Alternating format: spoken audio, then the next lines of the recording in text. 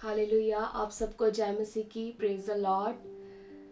मैं विश्वास करती हूँ कि परमेश्वर ने आज का दिन हम सबके लिए बनाया है और आज का दिन परमेश्वर के आनंद की भरपूरी का दिन है। हालेलुया। आज हम परमेश्वर के वचन में से टॉपिक को सीखेंगे। मेरा टॉपिक है आज का उपवास रखना, उचित उपवास रखना, जो परमेश्वर की निगाह में उचित उपवास हो। हम बाइबल में से सीखेंगे उससे। और जैसे परमेश्वर के वचन में लिखा है कि खुद प्रभु यीशु मसीह ने, जो परमेश्वर था, जिसे जरूरत नहीं थी, लेकिन खुद प्रभु यीशु मसीह ने परमेश्वर होने पर भी 40 दिन और 40 रात उपवास रखे। कई लोग सोचते हैं क्या उपवास रखना चाहिए? यस, बाइबल बताती है कि हमें फास्टिंग रखना चाहिए। और फास्टिंग हमें स्पिरिचुअली डिसिप्लिन करता है और परमेश्वर की इच्छा को पूरी करने में मदद और सहायता करता है। आज हम बाइबल में से इन बातों को सीखेंगे। हम जब मत्ती की इंजील उसके 9 अध्याय उसकी 14 से 15 आयत को, मत्ती की इंजील 4 अध्याय उसकी 2 आयत को और मत्ती की इंजील 6 अध्याय उसकी 16 से लेकर 18 आयत को पढ़ते हैं मेरे प्रियो, तो इन तीनों अध्याय में हमें प्रभु यीशु मसीह की कन्वर्सेशन दिखती है उपवास के रिगार्डिंग। जब हम मत्ती की इंजील 9 अध्याय उसकी 14 से लेकर 15 आयत तक पढ़ते हैं तो उस वचन में लिखा है कि किस प्रकार से जो सदूकी थे, जो फरीसी थे, वो प्रभु यीशु मसीह को बोल रहे थे कि उपवास के बारे में कि क्यों तेरे चेले उपवास नहीं रखते और सभी उपवास रखते हैं, क्यों तेरे चेले उपवास नहीं रखते। तब यीशु मसीह उन्हें उत्तर देते हैं कि जब तक दुल्हा उनके साथ है, बरातियों के साथ है, तो कैसे वो फास्टिंग कर सकते हैं। लेकिन एक समय आएगा जब दुल्हा उनसे अलग किया जाएगा और वह सभी लोग क्या करेंगे? फास्टिंग करेंगे। और आज वो समय है जब यीशु मसीह हमारे साथ शारीरिक रूप में तो नहीं है, लेकिन उन्होंने अपना पवित्र आत्मा हमारे लिए भेजा है, जो हम में वास करता है और हमें सिखाता है उसके वचन में से। और आज वो समय है कि हमें फास्टिंग में जाना है। क्या क्या कारण है कि हमें फास्टिंग रखनी चाहिए और किस तरह से फास्टिंग हमारी जिंदगी में रिजल्ट को लेकर आती है, कैसी फास्टिंग जो प्रभु को प्रसन्न करती है, हम इन वचनों से सीख सकते हैं। जैसे फास्टिंग हमारे आत्मिक डिसिप्लिन में हमें बना के रखती है। पहला कदम जो फास्टिंग के लिए हमें चाहिए कि हमें आत्मिक रूप से डिसिप्लिन में आना है।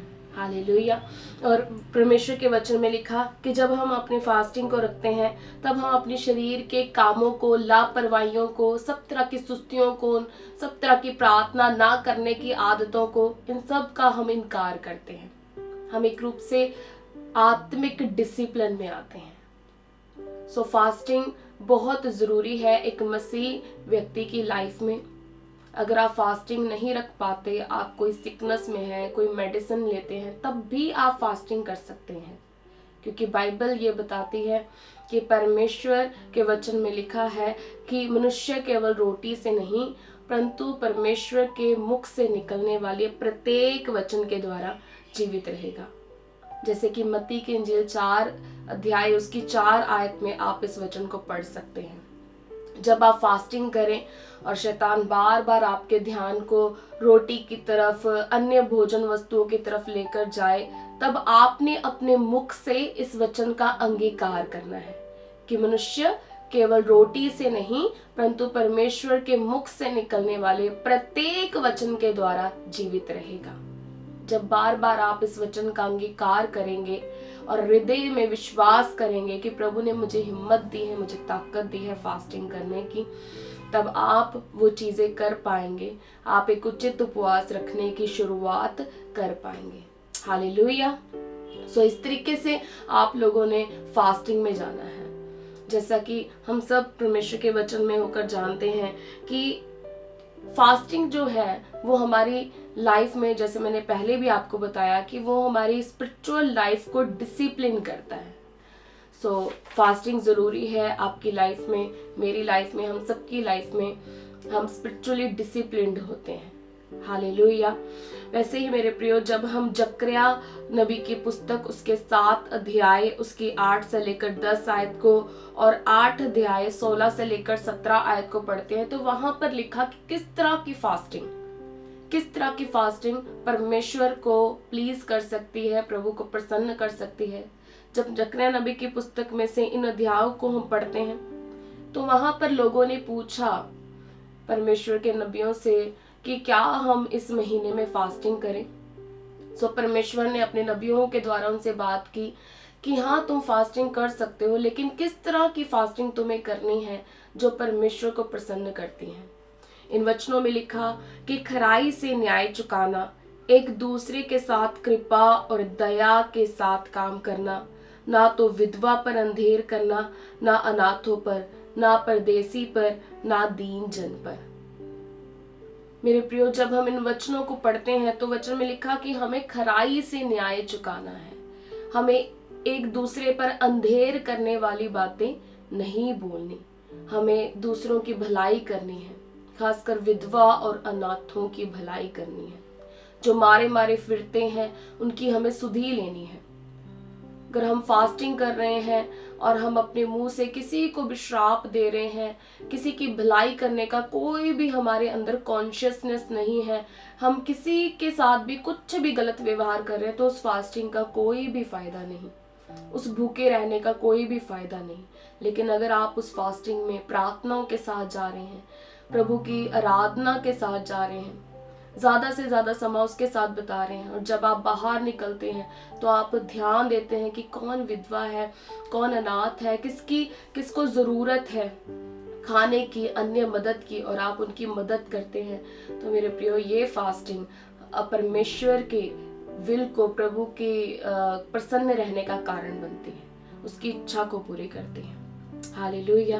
उसी प्रकार से परमेश्वर के वचन जब आप जकरिया नबी की पुस्तक 8 अध्याय उसकी 16 से लेकर 17 आयत तक पढ़ते हैं तो उसमें लिखा, एक दूसरे के साथ सत्य बोलना, अपनी कचहरियों में सच्चाई का और मेल मिलाप की नीति का न्याय करना, अपने अपने मन में एक दूसरे की हानि की कल्पना भी मत करना, झूठी शपथ से तुम प्रीति ना रखना।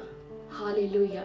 कितनी अच्छी और प्योर इंस्ट्रक्शंस हमें बाइबल देती है कि किस तरह से जब हम परमेश्वर के आगे एक उचित उपवास को रखने की कोशिश करते हैं, बाइबल हमें सहायता करती है, उन बातों को सिखाती है कि किस तरह से हम परमेश्वर के आगे एक उसको प्रसन्न करने वाले दिन को मना सकते हैं, फास्टिंग रख सकते हैं। एक दूसरे के साथ सत्य बोलना ये कठिन लगता है आजकल के टाइम में, क्योंकि हर व्यक्ति अपने पूरे दिन में कितनी बार झूठ बोलता है। अगर आप रास्ते में होते हो तो आपका बॉस का फोन आता है और आप कहते हो नहीं, है ना, हम लोग पहुंच गए बस। घर में ही होते हो तो बोलते हो हम लोग पहुंच गए बस, हम बस द्वार पे खड़े हैं। तो ये छोटा सा झूठ भी हमें परमेश्वर के आगे क्या कर देता है ना, पूरी रीति से एक झूठा साबित कर देता है। सो इन छोटे छोटे झूठ से भी हमें बचना है। एक दूसरे के साथ वचन में लिखा सत्य बोलना है, हमें अपनी गलतियों को छुपाना नहीं, उन्हें सबमिट करना है, उन्हें अंगीकार करना है। हालेलुया।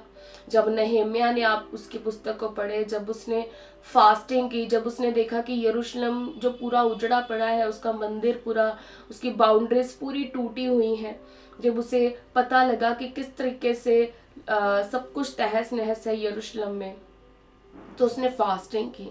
और फास्टिंग में उसने क्या बोला? उसने बोला कि परमेश्वर, मेरे पूर्वजों और मुझसे जो अपराध हुए हैं हमें क्षमा कर। मतलब उसने अपनी गलतियों को, उसने अपने पूर्वजों की गलतियों को माना। सो फास्टिंग का मतलब है कि अपने गुनाहों को, अपनी कमियों को, अपनी गलतियों को मान लेना, परमेश्वर के आगे सीधा होकर आना। हालेलुया। और वचन में लिखा है कि तुम मेल मिलाप की नीति का न्याय करना, अपने अपने मन में एक दूसरे की ना हानि की कल्पना भी मत करना। आज लोग ऊपर उठने के लिए, सक्सेस पाने के लिए एक दूसरे की हानि की कल्पना करते हैं और करते भी हैं हानि, लेकिन बाइबल ये बताती है तुमने अपने सोच विचार में भी एक दूसरे के प्रति हानि की बातें नहीं सोचनी। हालेलुया। सो कितना ज़रूरी है कि फास्टिंग के टाइम में अपने विचारों को भी मसीह के नियंत्रण में मांगना कि परमेश्वर मेरे विचारों में दूसरों के लिए भलाई चले।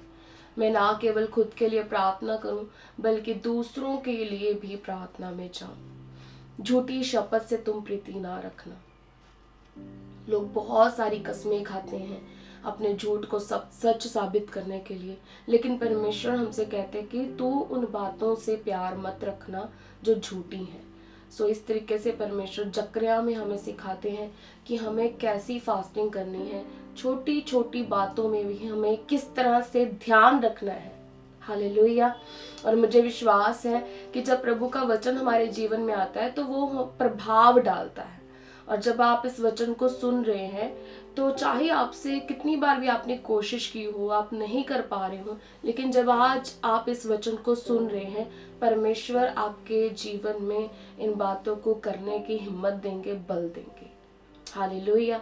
और किस तरह से आज हम सीखेंगे कि किस तरह से हम ग्रुप में फास्टिंग कर सकते हैं, हम झुंड में फास्टिंग कर सकते हैं, हम अपनी कलीसिया में फास्टिंग कर सकते हैं, हम एक अगुवे के नीचे जो हमारे ऊपर ठहराए गए हैं, हम उनके अधीनगी में फास्टिंग कर सकते हैं। ये फास्टिंग भी बहुत इंपॉर्टेंट है।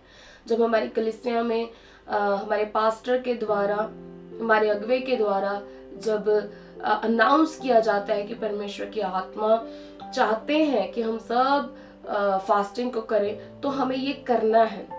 उसकी एक अलग ही ब्लेसिंग है। जब हम पढ़ते हैं एजरा नबी की पुस्तक 8 अध्याय उसकी 21 से लेकर 23 आयत तक, तो वचन में लिखा ये फास्टिंग एक ज्वाइंट फास्टिंग थी, है ना। सभी लोगों ने अपने ठहराए हुए अगुवे की अधीनगी में इस फास्टिंग को किया था।